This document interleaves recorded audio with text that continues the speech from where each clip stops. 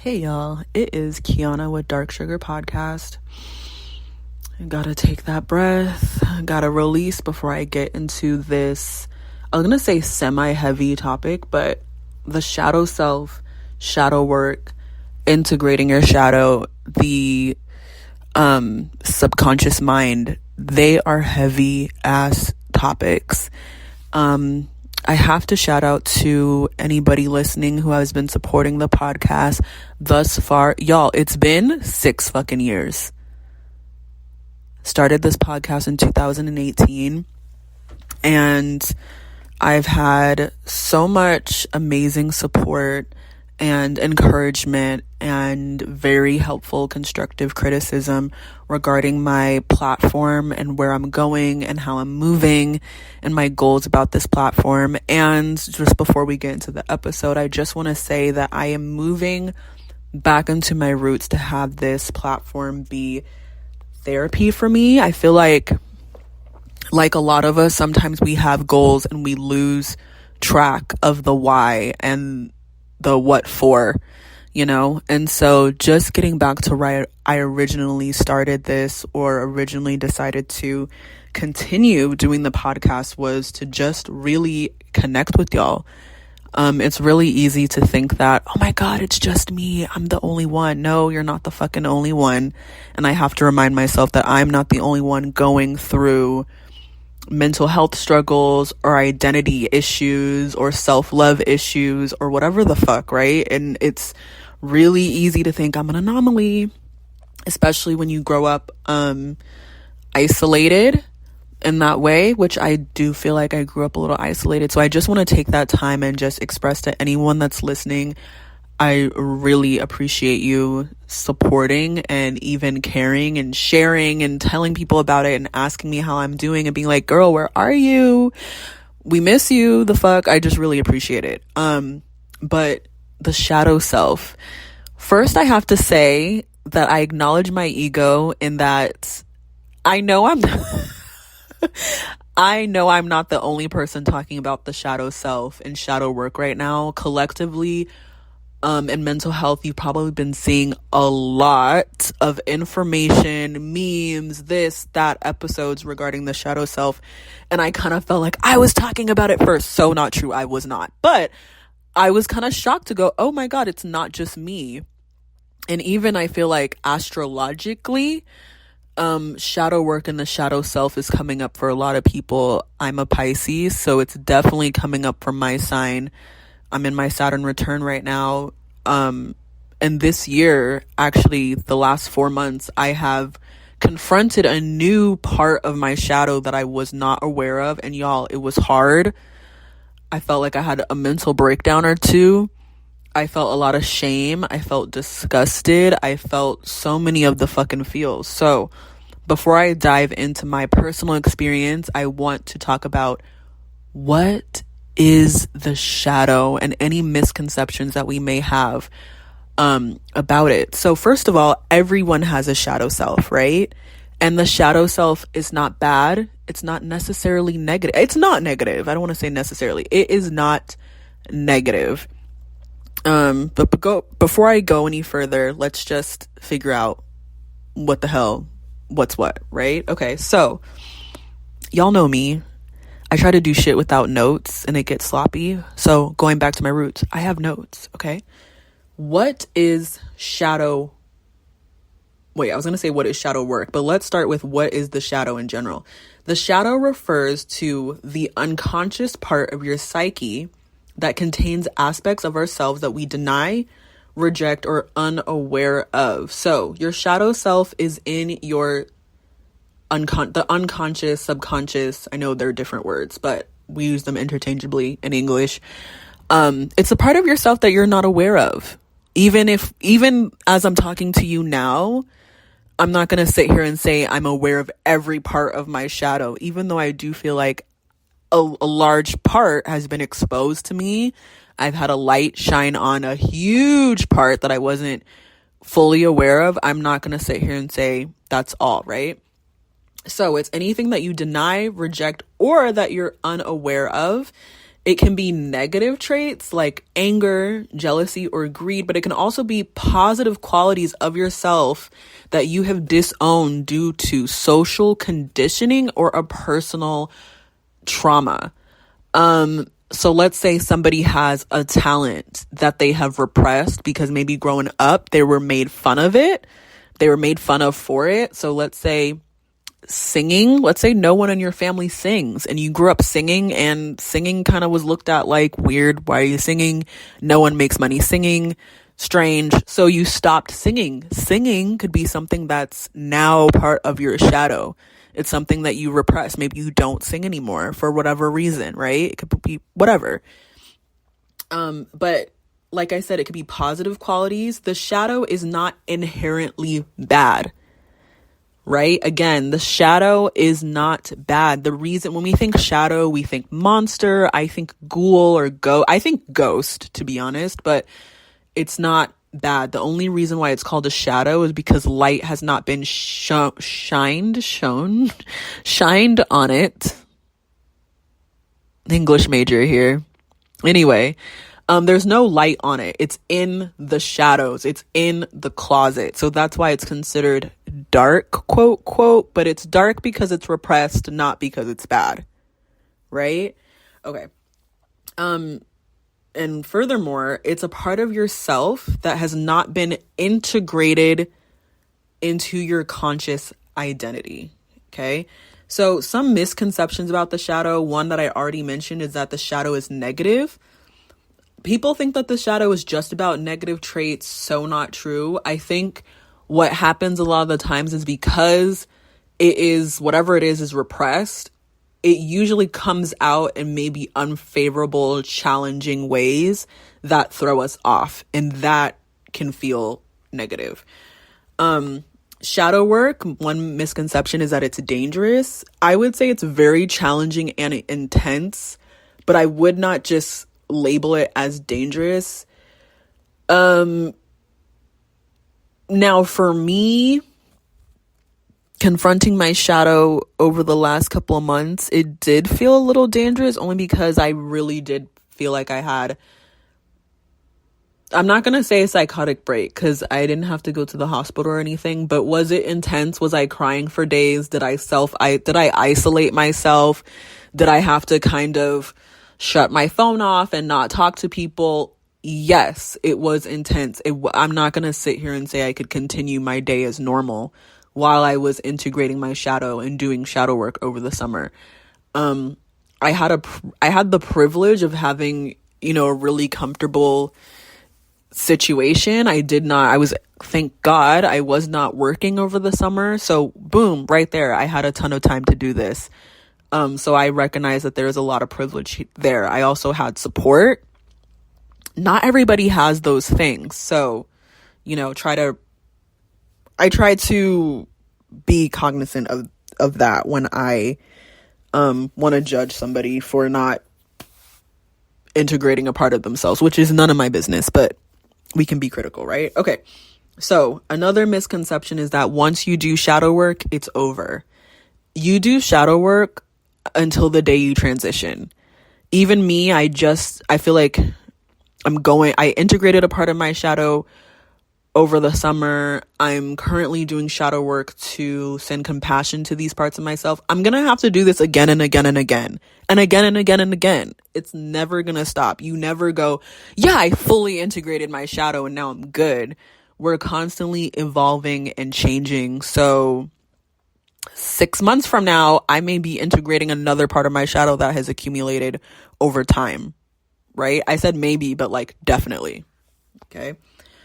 Okay, so boom. What is shadow work? I kind of already touched on that, but it is facing repressed emotions or hidden parts of ourselves.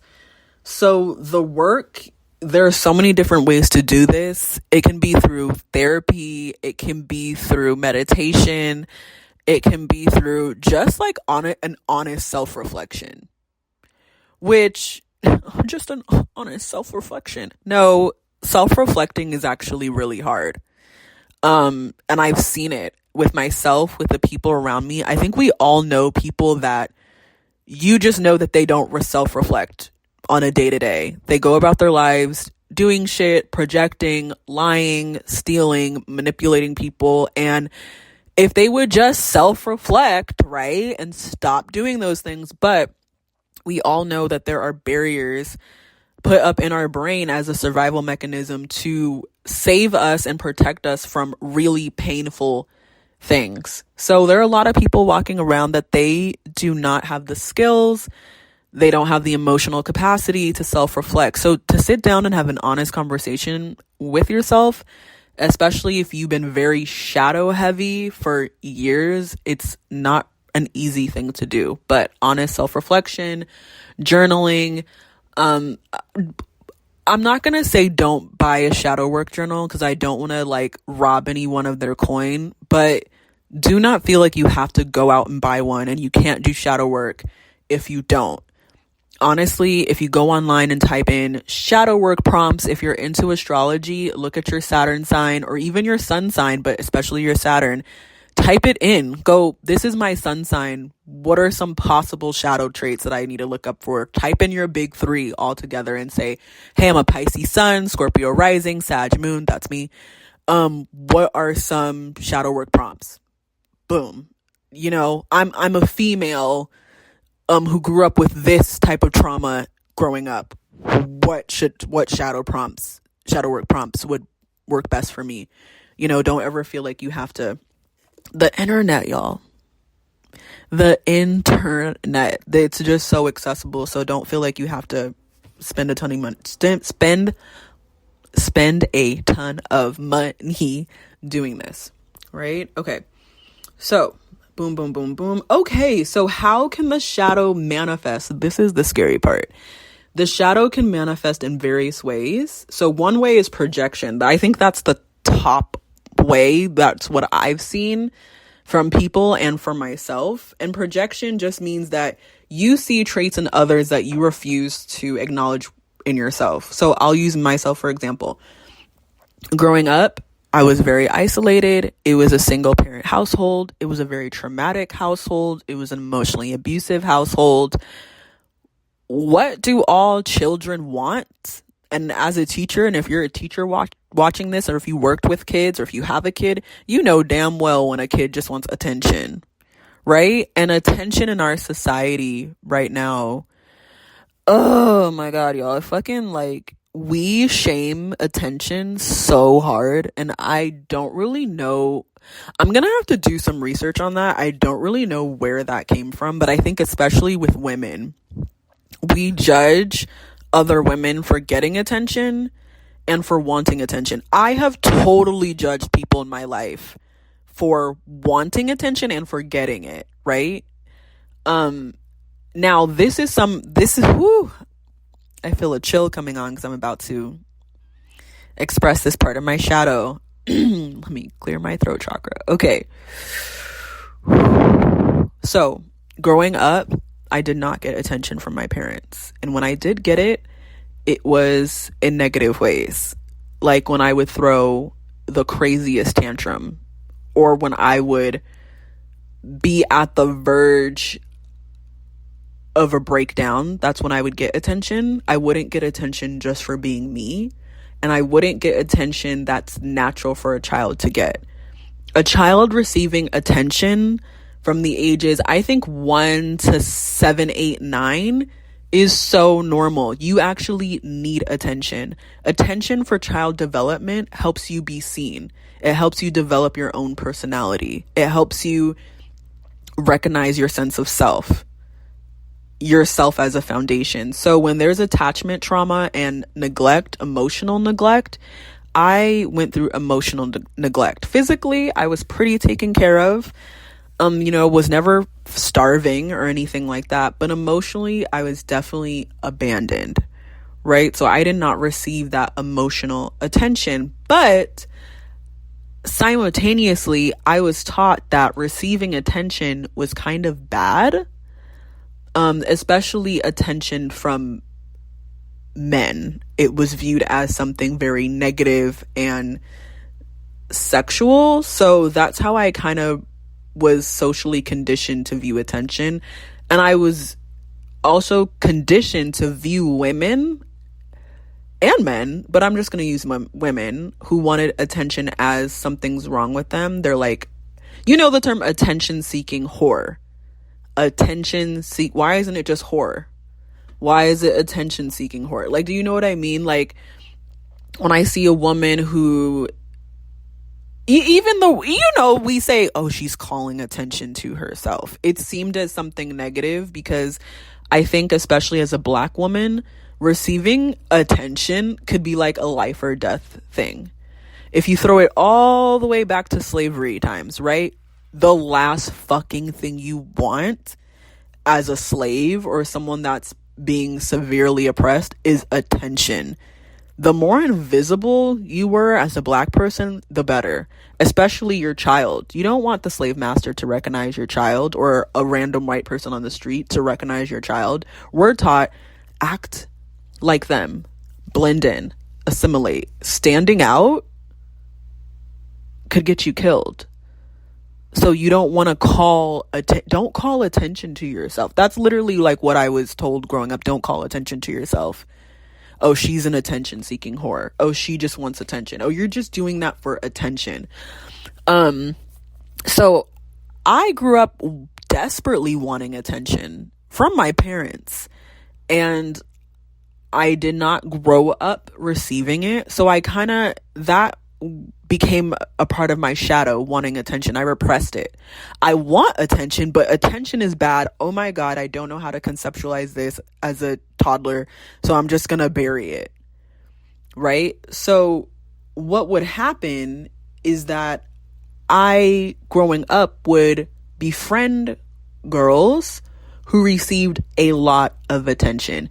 Do you think I consciously was like, oh my God, she's receiving a lot of attention, let me be friends with her? Fuck no. This was all unconscious. I did not know that I was doing this. But guess when I connected the dots?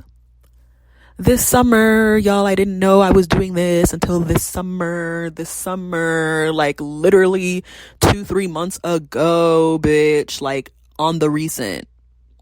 Okay? Like, I didn't know I was doing this.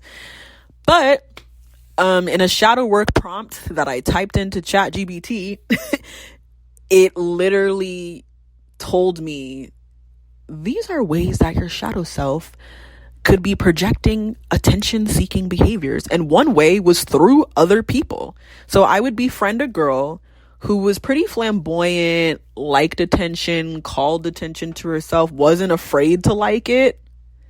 And I would be like, oh my God, she just gets a lot of attention. Like, she just loves attention. No, I wanted attention. Me. I'm the one that wanted attention. But I thought the safest way to get it was through somebody else. Like, what? Y'all, this was so, like, even as I'm speaking about it now, I'm starting to disassociate because, like, what the fuck? So, yeah. So for the longest time, when I saw a woman who received a lot of attention, I would get upset and I would judge her like, oh my God, she just wants attention. No, Kiana, you want attention. So first step is recognizing you want attention. 2, you're envious of people that receive it. 3, what are healthy ways I can get attention? And 4, how can I stop projecting my need for attention on other people, on other women, right? And also breaking down that notion, that social conditioning that receiving attention is bad. So with all that being said, that was a lot. With all that being said, me having that repressed desire of wanting attention, it would end up coming out in really self-destructive ways. You never escape your shadow, no matter how hard you try to repress it. And the funny thing is that the more you repress it, girl, like the more it comes out, the bigger it gets. Think of that. We've all seen those cartoons where there's like a green-eyed monster. Or I feel like there was this commercial, not a commercial, sorry.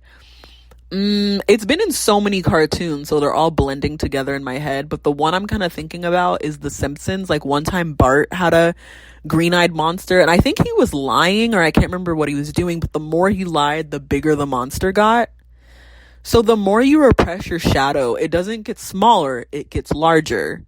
And the larger it gets, the more you will project and actually be self-destructive. Okay, so for example, me being friends with women who received a lot of attention. It wasn't just regular women who wanted a lot of attention. These would be, and I don't mean to label people as toxic, but these would be women with toxic behaviors who received attention, a lot of it. And usually these women were so into themselves that our friendship was very codependent, one-sided, energy draining. You think they were paying attention to me as a friend? Like, no. So it was a self-destructing pattern because now I'm friends with somebody that can't see me. Do you see what I'm saying? And I blame them, like, oh my God, she's just an attention-seeking whore. She doesn't care about me. It's her fault, instead of recognizing, why the fuck are you friends with this person? You must be getting something out of it. And there's this book. Ooh. Nope. Let me pull it up. Nope. I'm pulling it up. Got it. Okay, so I've been using the app Headway. No, this is not sponsored. I'm just saying. I've been using the app Headway to listen to some covers. Not covers. Oh my God, y'all. I'm thinking of songs. Hold on. Is this it? No. Where is it? Saved for later. Finished. Here we go. To listen to some summaries, book summaries. There we go. There is a book. Okay, perfect. It's called The Existential Kink by Carolyn Elliott, PhD. And it's Unmask Your Shadow and Embrace Your Power. So the one thing in this book is, she says, once you figure out whatever shadow trait you have, okay, my desire for attention, and then how are you getting that attention in unconscious, self-destructive, unfulfilling ways? Well, I am befriending people who receive a lot of it, and I feel like I indirectly get some of it. She says to actually sit with that, because you chose that for a reason. Even though it's unfulfilling, I was not happy being friends with these bitches. No, a part of me liked it, or else why am I doing it? No matter what, and she says this, and this blows my mind, and it's maybe a generalization, but she said, no matter what situation you're in, there is a part of it that you may not be aware of that likes it. Especially if it's a repetitive pattern. If you keep finding yourself in the same relationship, same financial situations, same fucking boring job after boring job after boring job, a part of you likes that shit. A part of you likes it. And if you're like, no, I don't, you're just unaware. You're not aware of it. Okay? And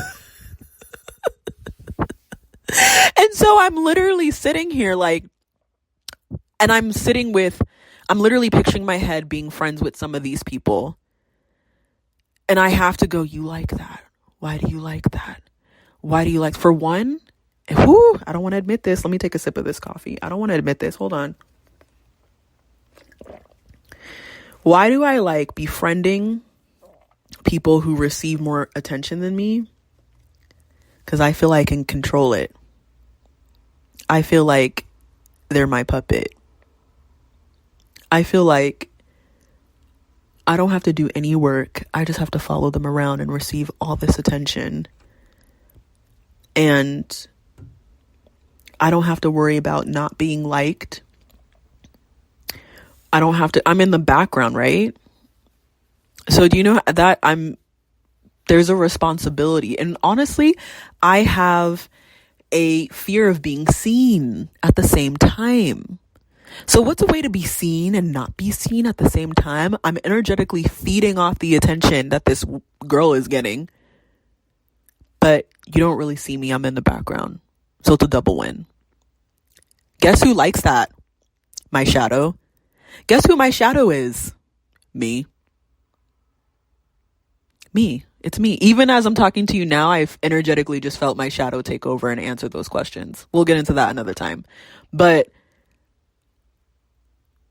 even y'all, even the fucked up toxic relationships I've been in, I can complain. I can do EMDR. I can go to therapy. I can tell you how fucked up this nigga is and how this bitch fucked me over and how dare she and blah, blah, blah. But a part of me liked it, or else I wouldn't be doing it again and again and again. So I sit there having a mental breakdown, asking myself, what do I like about this? Y'all that are listening to that have been in toxic relationships, usually whoever that toxic person is, they're obsessed with you. And you're probably a little obsessed with them, or a lot, but I'm just focusing on that they're obsessed with you. They can't leave you alone. They love bomb you like crazy. Love bombing isn't normal. Obsession isn't healthy. But does it feel good? Y'all, it's like a fucking drug, excuse me. It's a fucking drug. Sorry. Do you know how much of a rush that is? Do you know how hard that is to admit to you? That's my shadow. Does me, the Kiana that walks around does my heart want that toxic obsession? No, I want a healthy love. But at the same time, okay, I want a healthy love. Why do I keep attaching myself to these unhealthy people? I must be getting something out of it. And I think I've had a therapist tell me that once. She said, like, you must be getting something out of this. And I was so offended. I looked at her like, bitch, what? Like, what do you mean I'm getting something out of this? I hate this. And she's like, yeah, but this is your 5th toxic relationship in a row, so. Huh? Think of a roller coaster at an amusement park. You throw up. You think you're about to die. It's so crazy. It spins you upside down a couple of times. You're screaming. Bet your ass you get on again. Why?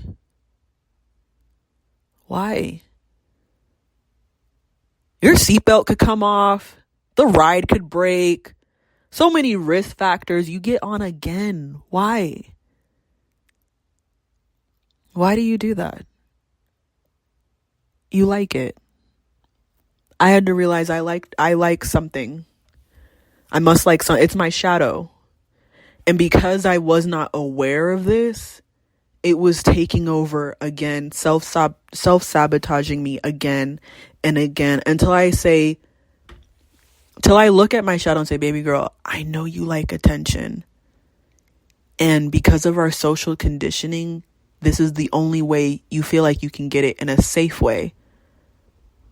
Where one, you don't have responsibility, which is not true. But in a toxic relationship, who's the person complaining? Who is the person that's a victim, right? The lesser quote unquote toxic person, they can be like, yeah, fuck them. I cut them off, blah, blah, blah, blah, blah. But you still had some accountability. You literally, you had some accountability, right?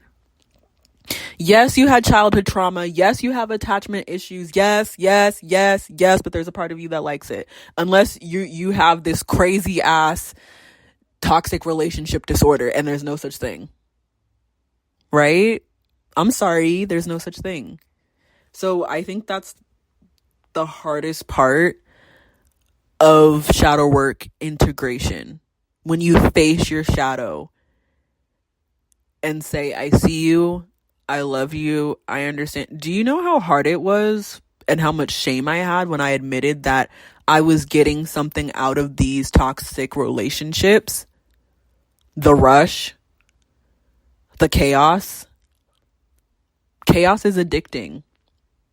Toxicity is addicting. They'll tell you, like, that's proven. It's addicting behavior. If you're addicted to it, you like it. Like, think of Just think of drugs in general. Heroin, what the fuck? Why would you do heroin? Because you like it. You could die, but you like it. You could die, but the rush though.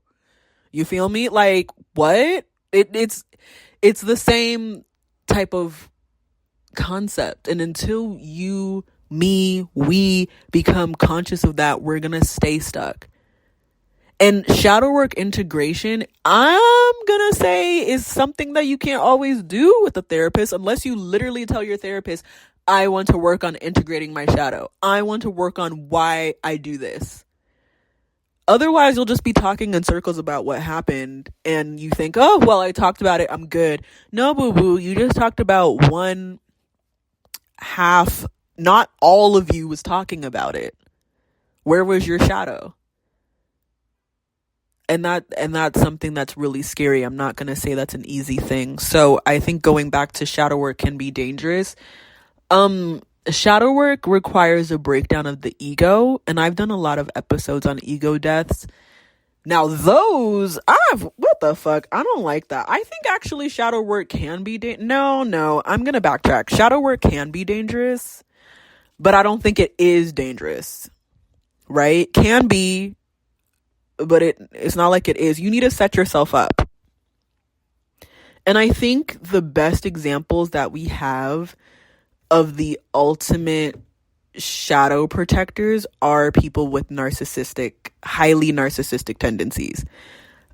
I'm gonna be, let me get myself together. Hold on. I'm trying to be nice here. I'm trying to be nice. Whew. People with highly narcissistic tendencies, they make me laugh sometimes. For one, they're so sensitive. And I'm not saying that like in a funny way, but I think they're very quick to be like, you're so sensitive, as a gaslight. You're so sensitive. You take things so seriously. No, they're the most sensitive people on the planet. Why? Because they don't have a protective layer against their sense of self. And their sense of self is very fragile. If you've been in a relationship with a narcissist, or if you talk to a narcissist, or if you had a boss that's a narcissist, you know damn well that one little thing can trigger, oh my God, they're throwing a tantrum. Right? Why do they throw a tantrum? Why do they gaslight? Why are they so defensive? Why do they punish? It's because they do not have the capacity to face their shadow. Their shadow is like Goliath. It's too big. It's too scary. It's too shameful. There's something called narcissistic mortification, which is a psychology term to describe when a narcissist is faced with themselves and they really self-reflect. If they really truly did it in a way, it would probably trigger suicidal ideation that would need to be guided and supported by a professional. Like, that's why I actually think it's very dangerous to try to tell a narcissist about themselves, because one, they usually don't react well. Like, it's not going to hit like you think it hits unless you're just saying it just to say it. It probably won't hit, but unless you're saying it for yourself, just for the sake of telling them. But honestly, in general, they don't have the skills to handle it. And their brain, think about the brain, right? Your brain is built to survive. Your brain is constantly trying to survive. So if facing years of abuse, that you've been an abusive person, a manipulative person, facing that you have, you're a compulsive liar, those are really hard things to face. Just like it was really hard for me to face that there's something about these toxic patterns that you like. What? I like toxic? Like, we say that as a joke, right? Like, oh, I like toxic men, or I actually like that toxic I can't talk. I actually like that toxic shit. We'll see that as jokes online. But no, that's like a real thing, especially as someone who, is considered technically a victim of narcissistic abuse. Like, most of my relationships have had some element of narcissistic behaviors from other people and narcissistic abuse. I really had to sit and be like, do I like this? Does a part of me like this? What do I like about it? And just sit there. For one, I already said it, but toxic relationships are chaotic as hell. If you're unfulfilled in your life, which I have felt very unfulfilled in my life for a really long time up until recently, having that kind of drama and that chaos, it's fun, it's interesting, it's fascinating. It's like getting on a roller coaster, especially if you grew up in a chaotic environment. What? Like, it's fun. It's like you're constantly playing chess. It's like you're playing a game. Are you conscious that you like it and that it's a game and that you like the chaos? No. Did I know that? No. Even telling you now, I'm like, what the fuck? I sound like a crazy person. But I have to send love to that part of me. One, I already said it. I grew up in a chaotic environment. So that chaos shit, it's normal to me. It's normal.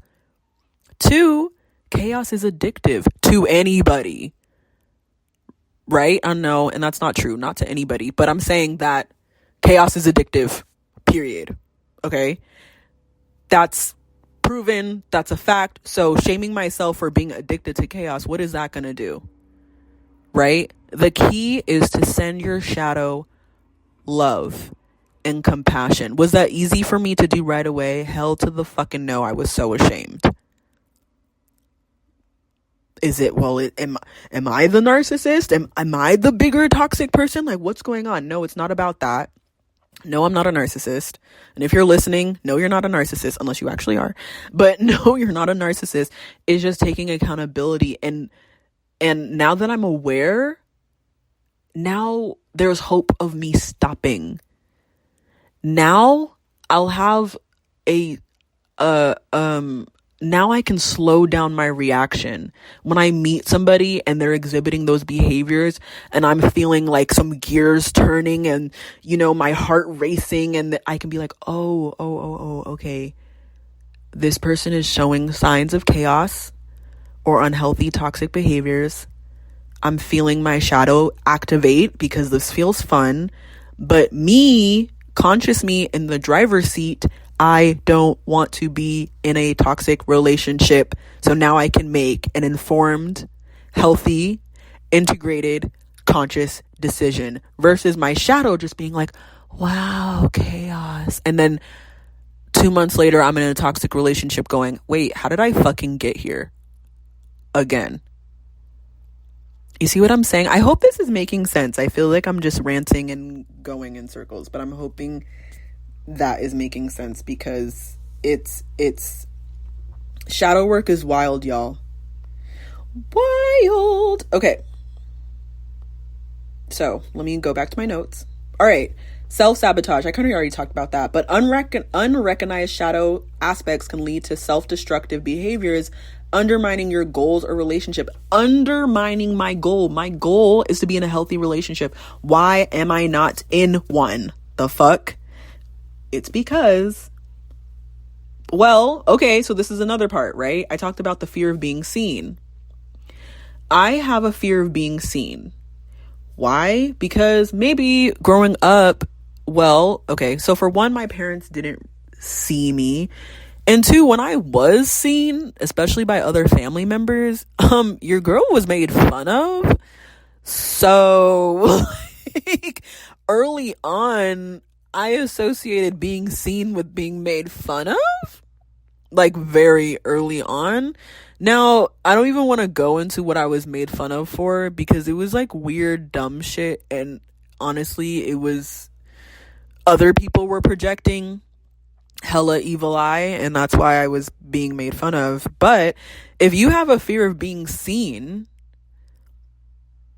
but the desire is to be seen, right? I hate these paradoxes. I want to be seen because who doesn't want to be seen? To be seen, to be recognized for being yourself, for someone to hello. So that was a unconscious desire, right? I didn't know that I wanted to be seen. I didn't even know I was scared of being seen. But why do I keep getting in these relationships, friendships where I am not celebrated accepted or loved for my whole self. Why? Why do I keep getting in relationships where the person doesn't really want to know what I think? They're just using me. They don't really want to be my friend. They just want to use me. These men don't really love me. They just lust after me. It's because I'm scared of being seen. Right? Going back to the friendships. If I'm friends with somebody who's getting a lot of attention, no one's going to see me, thank God. But am me, conscious Kiana, am I happy in this friendship? No. So what did I just do? I just self-sabotage myself from not getting a healthy relationship, a healthy friendship. With the men, it can go both ways. Like, lately what I'm noticing is I attach myself to men that lust after me. They're not capable of love. They only lust after me. And if you're lusting after me, you see me, but you see my body. You don't see me. And to my shadow, she's like, oh, this is safe. He just sees my body, so we're good. He doesn't actually see the real me, so I just protected myself. Awesome. My shadow is like, thumbs up, like, we did it. But the conscious me is like, okay, he's looking at my body, but like, he doesn't love me for me. The fuck? I want to be loved for me. But like, why isn't he loving me for me? And I'm wondering how I got into this situation. But what I don't know is that my shadow is like, goal accomplished. He doesn't see you. Yes. See, so you're constantly gonna be in situations where what you want to happen, the opposite is happening. And you're like, how did this happen? Well, it's because your shadow self done took over, and you don't even know that it took over because you're unaware. And you're unaware because, you see what I'm saying? Like, and yes, I realized this over the summer. I didn't know that okay, so let me be honest. I recognized my fear of being seen maybe 2 years ago when I noticed that manipulative people could see that I wanted to be seen. So what they would do was they would tell me things that they noticed about myself. About me. They would say, oh, I noticed that you're a really good writer. Like, I noticed that you have a way. They would just they would literally just like read me back to myself, and I'd be like, oh, they see me. And I would even tell them like, wow, no one's ever said those things about me before. So what would they do? Just keep telling me what they would notice about me. And I would be like, oh my God, he sees me. Do you know how that's basic as hell? That's a basic need, bitch. That's the bare fucking minimum. You want him to see you, as in like recognize you as a person? That's like step point 2. What? But for me, someone who's grew up never being seen, partly my fault because I'm friends with people that are receiving a lot of attention anyway. So I picked that up. Manipulative people just be like, wow, let me tell you what I see. And I'd be like, oh my God. So 2 years ago is when I realized that pattern. So what did I start doing? Well, one, something that's helped is personality test helped. Because I didn't have the tool. It was hard for me to see myself. I've never been seen. What am I looking for? What do I need to see? What's going on? What are my values? What are my personality traits? Y'all, I couldn't even describe my own personality a couple years ago. If you ask me describe your personality, I don't know. I've never seen it. I've never been seen.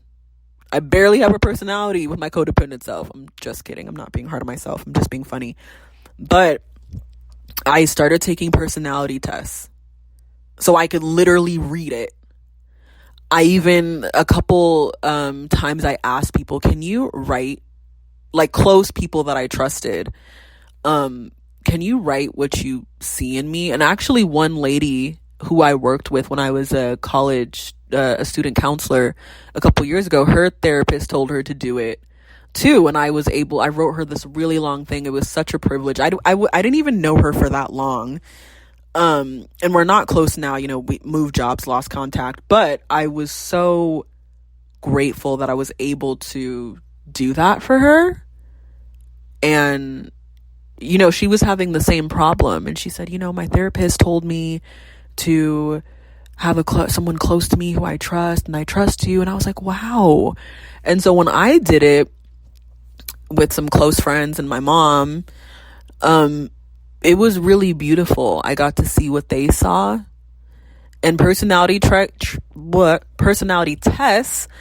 can be hard because they show traits that, they show the negative and positive. If you're into astrology, it'll tell you, this is some great things about you.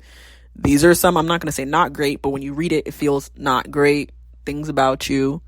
So now that I know a lot about me, when a guy's like, this is what I see in you, I'm like, really? That's cool. I don't go, oh my God, because I see myself now. So now you can't use that to control me. I didn't know that was controlling me, not being seen. It was giving other people a way to control me. Man, nigga, this bitch don't see herself. All I have to do is just tell her about herself and she's in love with me. Yeah, it was that easy.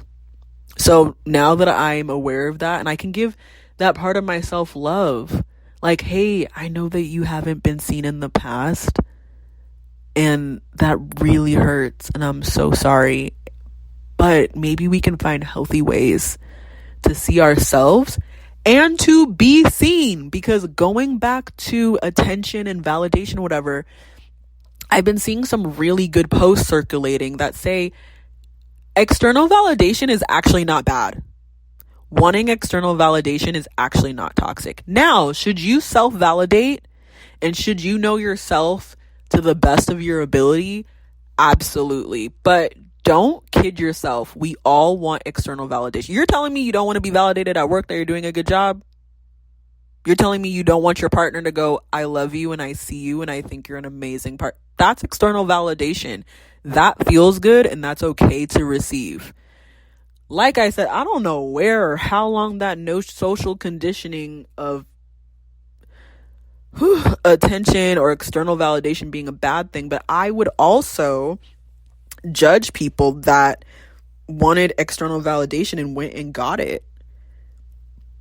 I would just be like, oh my God, she just wants some validation.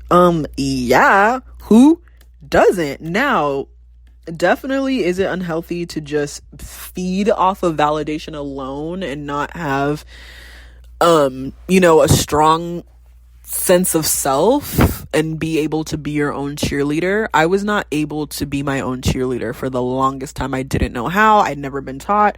Whatever. I have to give myself empathy and grace for that. I can't, oh my God. Like when I first had my first ego death in 2021, it was like February 2021. I've already told this story, but I took the Enneagram test for the first time and I lost my shit because it exposed really big shadow traits and parts of my ego that I had been repressing and unaware of and running away from.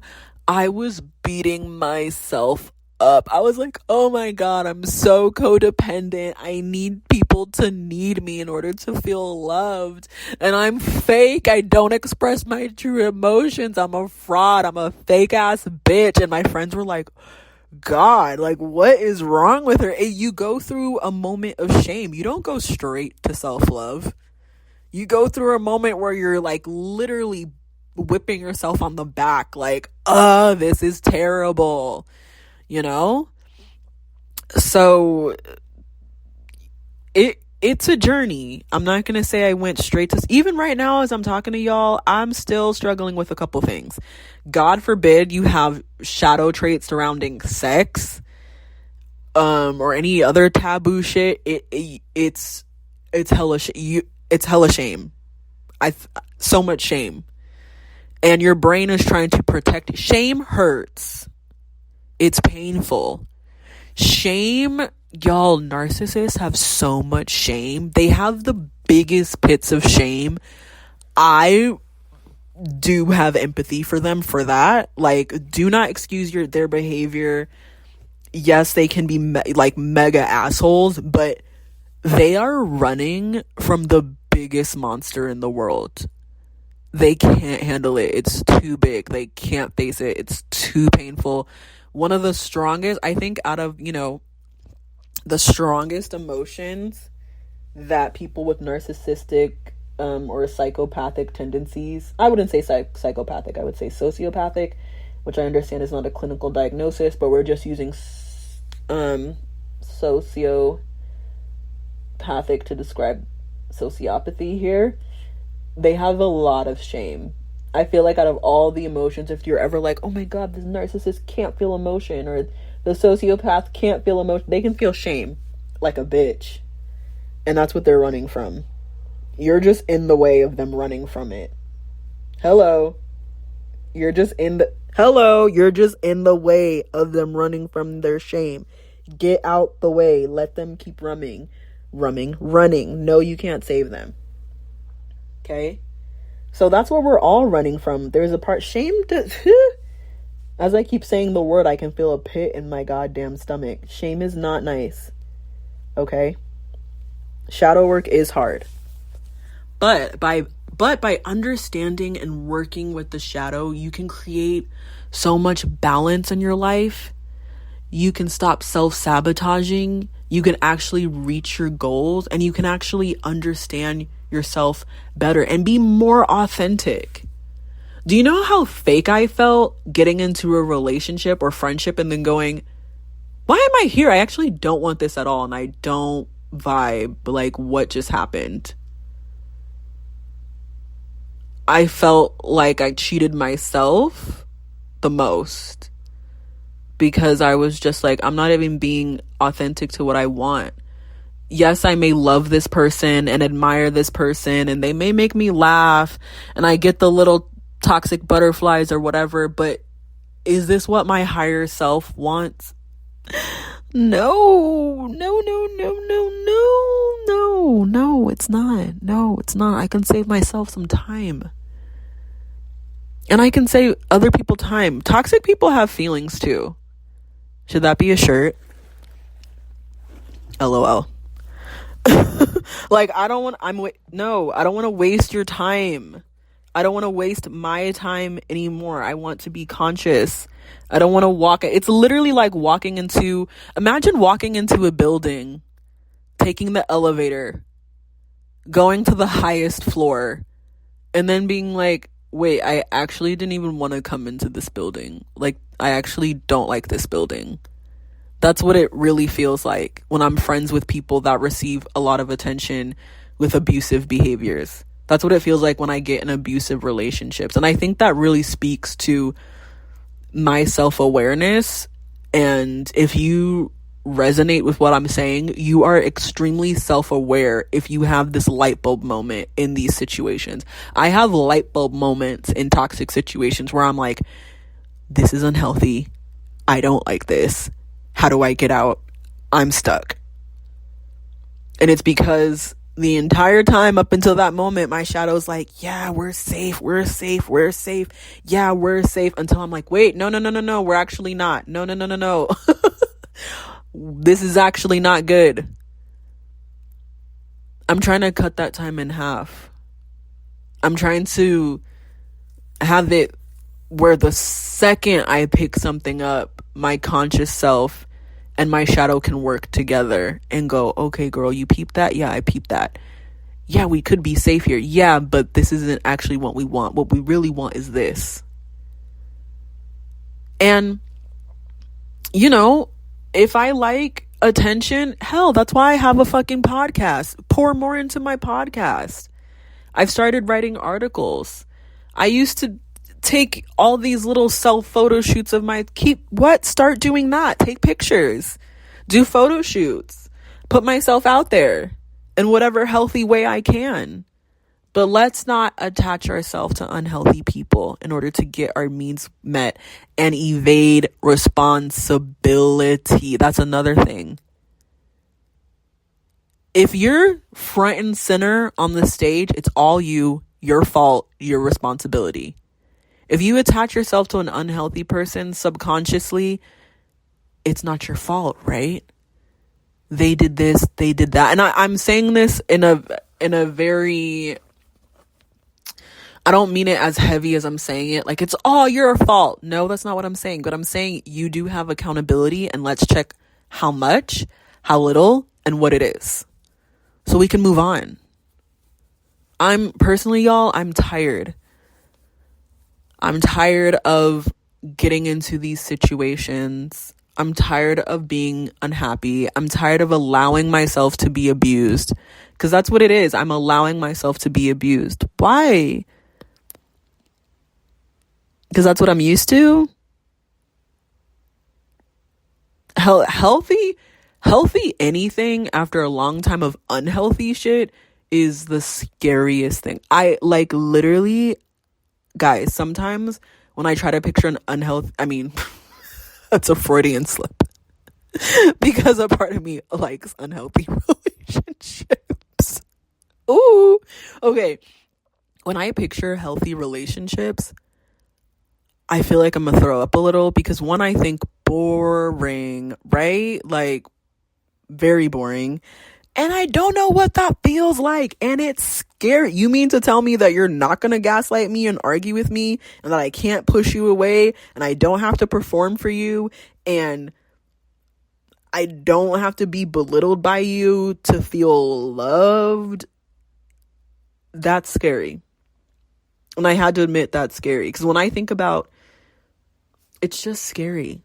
So let's just give ourselves some grace. I have to give myself grace right now. The fact that I just admitted all this to you guys, and give myself mega compassion, because I want better for myself. I want better for us.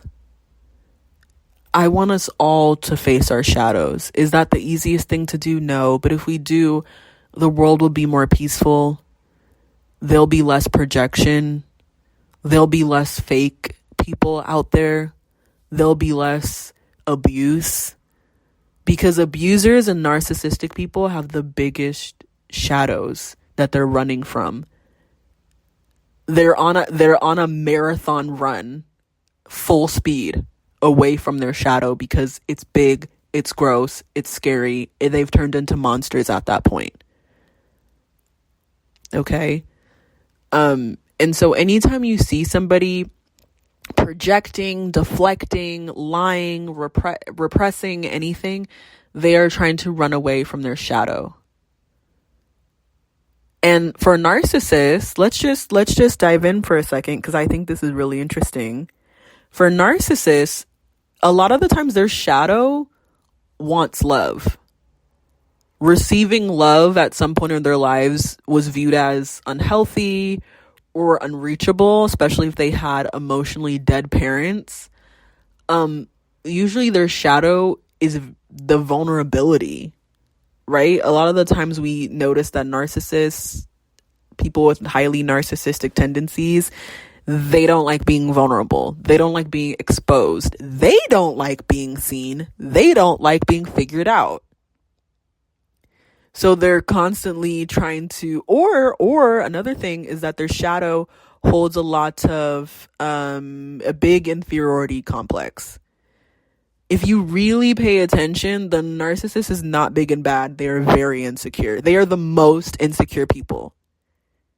But will they admit that to you? Probably not. Because being insecure is looked at as really, really bad. Having any insecurity, very bad. Admitting it, very bad. Death. Don't do it. Bye. So,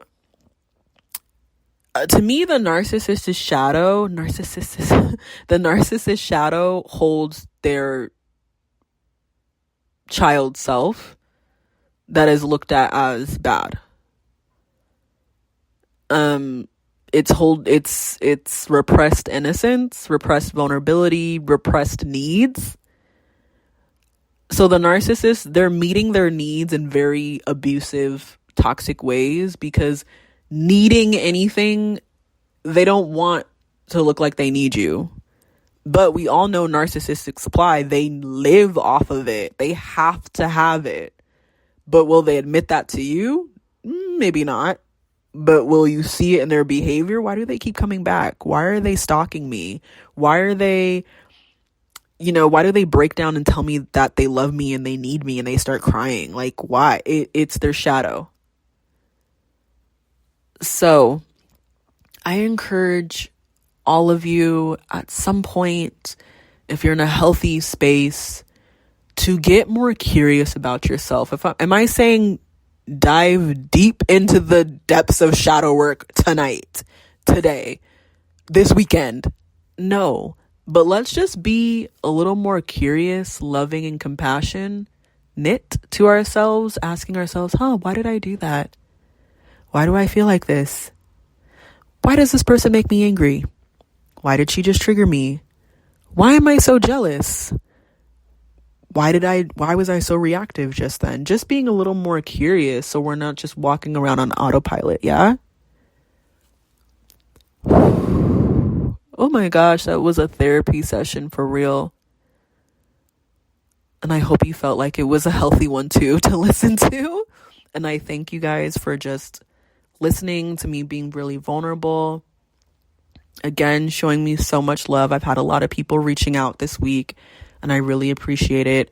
Hopefully, Shadow Self Part 2, 3 coming, we will see. But for a Part 1, I think that was pretty bomb. Bye, y'all.